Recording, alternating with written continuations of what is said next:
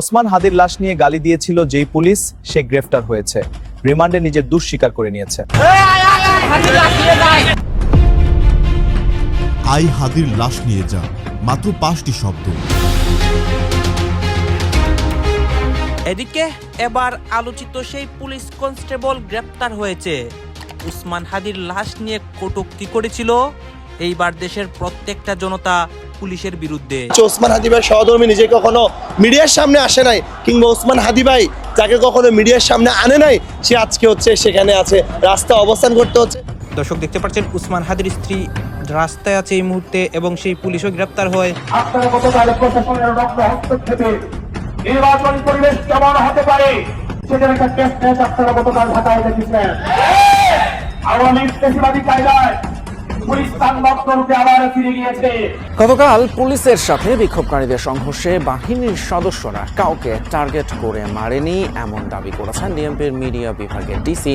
এই ছেলেটিকে যখন অসংখ্য পুলিশ তাকে লাঠিচার্জ করছিল তখন তার একটুও প্রতিক্রিয়া ছিল না, তিনি এক বিন্দু শব্দ পর্যন্ত করেন নাই। ইনকিলাব মঞ্চের নেতাকর্মীদের উপর যে ভয়ানক হামলার ঘটনা ঘটেছে, যেটা নজিরবিহীন, অপ্রত্যাশিত এবং হিসাব নিকাশ মিলছে। কাজেই নির্বাচনের আগে রাজনীতির হিসাব নিকাশ গতি প্রকৃতি পাল্টে যাচ্ছে। গতকাল জুলাই সন্ত্রাসীদেরকে বেধড়ক পিটিয়েছে বাংলাদেশ পুলিশ। শুধুমাত্র পিটিয়েছে বললে ভুল হবে, এক একজনের মাওয়া ছিঁড়ে ফেলেছে। গতকাল শিক্ষার্থীদেরকে পুলিশ বেধড়ক পিটিয়েছিল। আজকে পুলিশের বিরুদ্ধে দেশের প্রত্যেকটা মানুষ, প্রত্যেকটা নেতাকর্মীরা পুলিশের বিরুদ্ধে কথা বলতেছে। একজন পুলিশ ওসমান হাদির লাশ নিয়ে কটূক্তি করেছিল। এইটাকে কেন্দ্র করে এখন নতুন তথ্য আসে এবং সেই পুলিশ আটক হয়। আপনারা সম্পূর্ণ ভিডিও দেখবেন এই পুলিশের কি হয়েছে, এবং পুলিশ ওসমান হাদিকে নিয়ে নিজের মুখে যে অনেক তথ্য স্বীকার করে সেই তথ্যগুলো আপনাদেরকে দেখাবো। আসুন, আপনারা কথা বাড়াচ্ছি না, আমরা সরাসরি ভিডিওর মূল আলোচনায় চলে যাচ্ছি। আই হাদির লাশ নিয়ে যা, মাত্র 5টি শব্দ।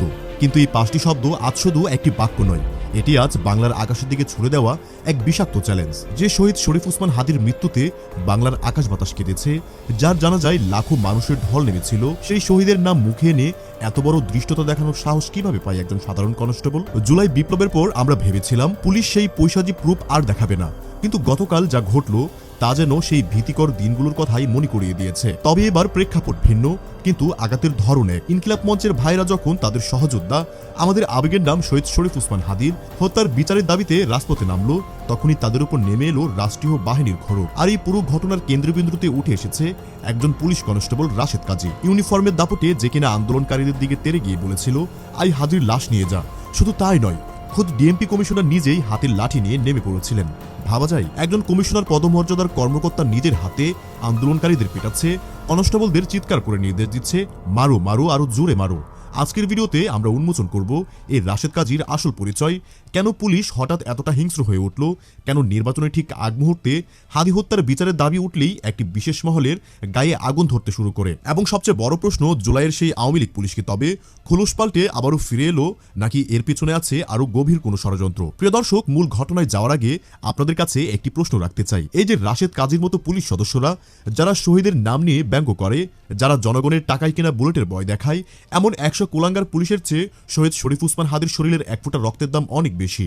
যদি আপনিও মনে করেন শহীদ হাদির রক্তের মর্যাদা এদের চেয়েও 1000 গুণ বেশি, তবে এক্ষুনি কমেন্ট বক্সে লিখুন হাদি হত্যার বিচার চাই এবং কুলাঙ্গার পুলিশের শাস্তি চাই। আপনাদের প্রতিটি কমেন্ট এই জুলুমের বিরুদ্ধে এক একটি প্রতিবাদ। চলুন এবার মুখোশ উন্মোচন করা যাক সেই পুলিশ সদস্যের, যার নাম রাশেদ কাজী।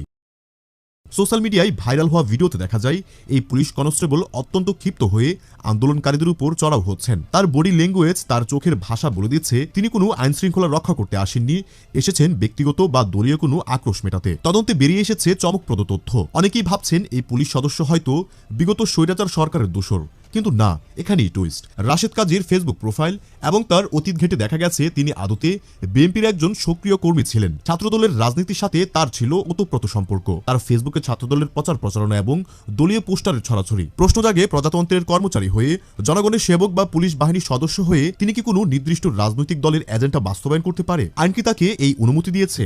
এই ঘটনা ভাইরাল হওয়ার পরপরই রাশেদ কাজী তার ফেসবুক অ্যাকাউন্টটি ডিঅ্যাক্টিভেট করে দিয়েছে। কিন্তু কেন? কারণ তিনি জানেন থলের বিড়াল আস্তে আস্তে বেরিয়ে যাচ্ছে। তবে রাশেদ কাজী, আপনি আইডি বন্ধ করতে পারবেন, কিন্তু আপনার পরিচয় আজ বাংলার মানুষের কাছে পরিষ্কার। আপনি সেই লোক যে কিনা শহীদ শরীফ ওসমান হাদির নাম মুখে এনে উপহাস করেছেন। ইনকিলাব মঞ্চের নেতাকর্মীরা এবং সাধারণ ছাত্র জনতা আজ শপথ নিয়েছে আপনাকে যেখানেই পাবে সেখানেই আপনার প্রাপ্য বুঝিয়ে দেওয়া হবে। এই প্রাপ্য কোনো বেআইনি হামলা নয়, এই প্রাপ্য হলো গণমানুষের ঘৃণার জবাব। একজন পুলিশ কনস্টেবল যখন দলীয় গুন্ডার ভূমিকায় অবতীর্ণ হয় তখন তার ইউনিফর্মের সম্মান থাকে না। এবার আসি ঘটনার আরেক খলনায়কের দিকে, যিনি কোনো সাধারণ সিপাহী নয়, তিনি ডিএমপি কমিশনার। ভিডিও ফুটেজগুলো দেখুন। একজন শীর্ষ পর্যায়ের কর্মকর্তা যার কাজ হলো পরিস্থিতি নিয়ন্ত্রণ করা, তিনি নিজের হাতে লাঠি তুলেছেন। ভিডিওতে স্পষ্ট শোনা যাচ্ছে তিনি তার অধীনস্থদের চিৎকার করে বলছেন, মারো মারো। একজন কমিশনার যখন নিজের লাঠি হাতে পিটুনি শুরু করে তখন তার অধীনস্থরা যে কতটা বেপরোয়া হতে পারে তা গতকালের দৃশ্য না দেখলে বিশ্বাস করা কঠিন। এ দৃশ্য আমাদের মনে করিয়ে দেয় সেই পুরনো ফেসেসদের কথা। তবে কি চেহারার পরিবর্তন হয়েছে কিন্তু চরিত্রের পরিবর্তন হয়নি? শুধু রাস্তায় পিটিয়েই তারা ক্ষান্ত হয়নি। আপনারা জেনে অবাক হবেন, পুলিশের এই হায়নারা এতটাই উগ্র হয়েছিল যে তারা যাত্রীবাহী বাসের ভিতরে ঢুকে সাধারণ যাত্রীদের পিটিয়েছে। যেখানে মানুষ পেয়েছে সেখানে হামলা করেছে। এমনকি আল্লাহরগড় মসজিদকেও তারা রেহাই দেয়নি। পুলিশের তুপের মুখে অনেক আন্দোলনকারী এবং সাধারণ মুসল্লি জীবন বাঁচাতে মসজিদের ভিতরে আশ্রয় নিয়েছিলেন, কিন্তু এই পুলিশেরা জুতা পায়ে মসজিদের পবিত্রতা নষ্ট করে ভিতরে ঢোকে এবং সেখান থেকে টেনে হিঁচড়ে মানুষকে বের করে এনে পিটিয়েছে। রাজনৈতিক বিশ্লেষকরা বলছেন, পুলিশের উপরের মহলের কড়া নির্দেশনা ছাড়া কনস্টেবল পর্যায়ের পুলিশ বা মাঠ পর্যায়ের অফিসাররা এতটা হিংস্র হতে পারে না। ডিএমপি কমিশনারের এই সরাসরি অংশগ্রহণ প্রমাণ করে এই হামলা ছিল পূর্ব পরিকল্পিত এবং ঠান্ডা মাথার একটি সাধারণ নাটক। কিন্তু কেন পুলিশ এতটা মরিয়া? এর উত্তর খুঁজতে আমাদের একটু পিছনে তাকাতে হবে। শহীদ শরীফ ওসমান হাদির হত্যার আজ 50 দিনেরও বেশি অতিবাহিত হয়ে গেছে, অথচ বিচার তো দূরের কথা, মামলার তদন্তের কোনো দৃশ্যমান অগ্রগতি নেই। ইনকিলাব মঞ্চের সদস্য সচিব আব্দুল্লাহ আল জাবের গত বৃহস্পতিবার রাতে এক জ্বালাময়ী ভাষণে স্পষ্ট বলেছিলেন, নির্বাচনের আগেই হাদি হত্যার সঠিক তদন্ত করতে হবে। ইনকিলাব মঞ্চের নেতাকর্মীদের উপর যে ভয়ানক হামলার ঘটনা ঘটেছে, যেটা নজিরবিহীন, অপ্রত্যাশিত এবং হিসাব নিকাশ মিলছে না। কাজেই নির্বাচনের আগে রাজনীতির হিসাব নিকাশ গতি প্রকৃতি পাল্টে গিয়েছে। যে ওসমান হাদির সংগঠনের উপর, জুলাই যোদ্ধাদের উপর যারা ইউনুসকে অ্যাপয়েন্ট করেছে সেই সরকারের পুলিশ এরকম বেধড়ক পেটাবে, নারীদের উপর হামলা করবে? যেই ঝুমাদের নেতৃত্বে জুলাই বিপ্লব সংগঠিত হয়েছে সেই ঝুমাদেরকে আজকে আহত করবে, এভাবে আওয়ামী পুলিশের মতো জঘন্য বর্বরভাবে তাদের উপর হামলা করবে? সেই আওয়ামী লীগ আমলে ভিপি নুরুরা যেরকম মার খেত, ওদেরকে পিটাতো, হসপিটালে চিকিৎসা নিতে যেত, চিকিৎসা নিয়ে এসে আবার আন্দোলন করতো, আবার মার খেত, আমরা তো দেখতে পাচ্ছি। এটা কিন্তু স্বাভাবিক নয়। হ্যাঁ, যে কারণেই হোক না কেন সরকার ব্যাখ্যা দিয়েছে, ডিসপার্স করার জন্য হোক আর যে কারোর জন্য হোক, এইভাবে নৃশংসভাবে পেটানো জুলাই যোদ্ধাদের উপর, তাও আবার শরীফ ওসমান হাদির সংগঠনের উপর, এটা কোনো স্বাভাবিক ঘটনা নয়। এটা বিরাট কোনো ষড়যন্ত্রের অংশ। আমি এটা নিয়ে আলোচনা করেছি। এর মাধ্যমে কেউ একটা অনাকাঙ্ক্ষিত পরিস্থিতি সৃষ্টি করতে চায়, এর মাধ্যমে কেউ একটা লাশ ফেলাতে চায়, এর সাথে বিএনপি আওয়ামী লীগ জড়িত, নির্বাচন বানচাল করার সুযোগ খুঁজতে চায়। ওরা চায় যে মানুষ স্বতঃস্ফূর্তভাবে রাজপথে নেমে আসুক, আর স্বাভাবিকভাবে আমরাও চাইবো এ ধরনের ঘটনার প্রতিবাদে মানুষ রাজপথে নেমে আসুক আর নির্বাচনটা বানচাল হোক। ওদিকে বিএনপিপন্থী সরকারি কর্মকর্তারা আন্দোলন করছে পে স্কেলে গেজেটের দাবিতে, অথচ তারা স্বপ্ন দেখে যে 12 তারিখ বিএনপি ক্ষমতা আসবে। তাহলে তারা কেন এটা করছে? ওসমান হাদি ভাই সহধর্মী নিজে কখনো মিডিয়ার সামনে আসে নাই, কিংবা ওসমান হাদি ভাই যাকে কখনো মিডিয়ার সামনে আনে নাই, সে আজকে হচ্ছে সেখানে আছে, রাস্তা অবস্থান করতে হচ্ছে।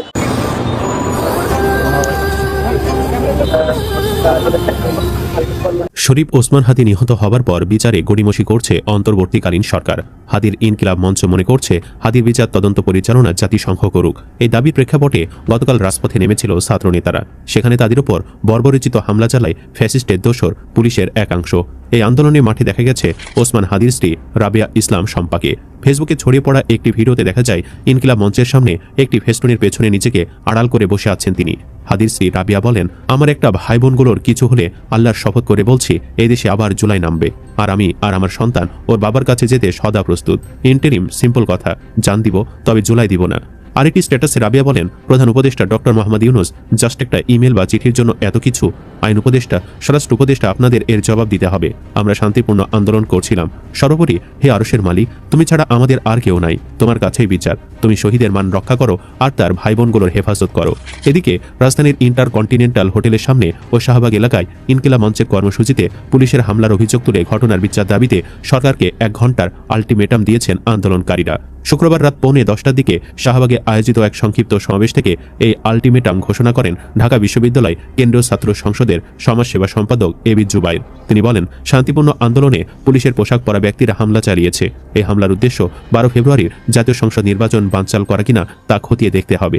আগামী 1 ঘন্টার মধ্যে হামলায় জড়িত পুলিশ সদস্যদের বিচার নিশ্চিত না হলে কঠোর কর্মসূচি ঘোষণা করা হবে বলে হুঁশিয়ারি দেন তিনি। এবি জুবাইর আরও বলেন, আজকের হামলার সঙ্গে পুলিশ লীগ জড়িত রয়েছে। কারা এই হামলা নিয়ন্ত্রণ ও নির্দেশনা দিয়েছে সেটিও তদন্ত করে বের করতে হবে।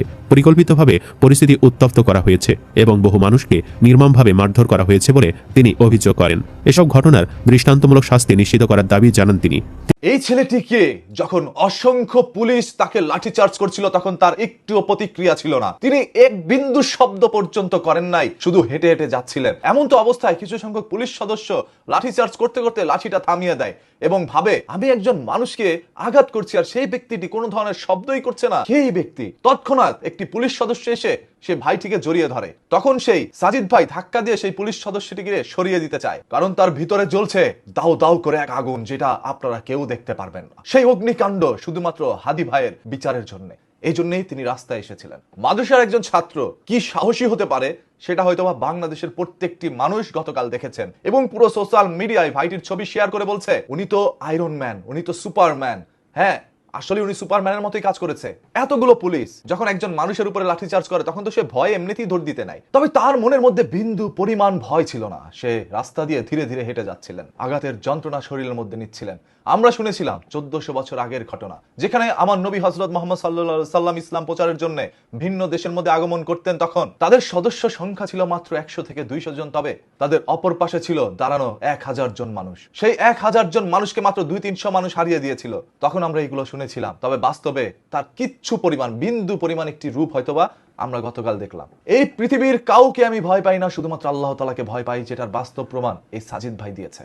আরেকটি জিনিস সবাই মনে রাখবেন, আপনার প্রতিপক্ষ যখন নীরব থাকে তখন সেটা ভয়ঙ্কর প্রতিশোধ নিয়ে আসে। এটা ভয়ঙ্কর একটি রূপ নিতে পারে। আপনার প্রতিপক্ষ আজ চুপ করে লাঠির আঘাত সহ্য করে নিয়েছে। তারা বিন্দু পরিমাণ কোনো কথা বলে নাই, তবে কথা একদিন তারা বলবে। সেদিন আপনারা বলার সুযোগ পাবেন না। এমন কোনো কাজ করবেন না যাতে করে মানুষ আপনাদের শত্রু হয়ে যায়। বাংলাদেশ পুলিশ যদি ক্ষমতা না থাকে তাহলে দেশ নিয়ন্ত্রণ করতে তারা পারবে না। অবশ্যই তাদের শক্তি ক্ষমতার দরকার। তবে এই বলে আইনের মাঝে অন্যায় যেন আমরা না দেখি। আজ পর্যন্ত কোনো আন্দোলন মিছিলের মধ্যে এই সাজিদ ভাইয়ের মতো কোনো মানুষ দেখি নাই যে মিছিলের মধ্যে গিয়ে তারপর দেখেন এইভাবে পুলিশের সামনেও আস্তে আস্তে হেঁটে যাচ্ছে। তাকে যে পুলিশ আঘাত করছে বিন্দু পরিমাণ তার মস্তিষ্কে এটা ডাক দিচ্ছে না। বাংলাদেশের গ্রামাঞ্চলে একটা প্রবাদ আছে, বাঘে ছুলে 18 খা কিন্তু পুলিশ ছুলে 19 খা। এটা হয়তো অনেকেই জানেন। এটা কেন বললাম, গতকাল জুলাই সন্ত্রাসীদেরকে বেধড়ক পিটিয়েছে বাংলাদেশ পুলিশ। শুধুমাত্র পিটিয়েছে বললে ভুল হবে, এক একজনের মাওয়া ছিঁড়ে ফেলেছে। চা বিক্রেতা মহিউদ্দিন রনি, রাজশাহী বিশ্ববিদ্যালয়ের জিএস আম্মার, আমাদের তথাকথিত বৌদি হাদি রক্ষিতা জুমা, এছাড়াও জুলাই সন্ত্রাসে লিপ্ত ইনকিলাব মঞ্চের যারা ছিল প্রত্যেককেই বেধড়ক পিটিয়েছে, একদম ছালবাকল তুলে নিয়েছে। তারপর হাদির স্থানে যে স্থলাভিষিক্ত হয়েছে আব্দুল্লাহ আল জাবের, সে এখন ইনকিলাব মঞ্চের প্রধান, তাকেও একদম ছিঁড়ে ফেলেছে। এই ঘটনাগুলো হঠাৎ করে কেন হলো? আপনাদের মধ্যে একটা প্রশ্ন জাগে না যে 55 দিন হয়ে গেছে হাদি হত্যাকাণ্ডের, এতদিন স্টপ ছিল, হঠাৎ করে গতকালকেই কেন যমুনার সামনে জুলাই সন্ত্রাসীর অবস্থান নিল? এবং বাংলাদেশ পুলিশ, তাদের পুলিশ, ডিএমপির কমিশনার তাদের লোক, পুলিশের আইজিপি জামাতের লোক, ইউনুস জামাতের দালাল, সেক্ষেত্রে গতকালকেই কেন জুলাই সন্ত্রাসীদের উপর এরকম একটা আক্রমণ হলো? পুলিশ কেন সেলিব্রেট করছে এভাবে মেরে? দেখেন সেলিব্রেশনটা।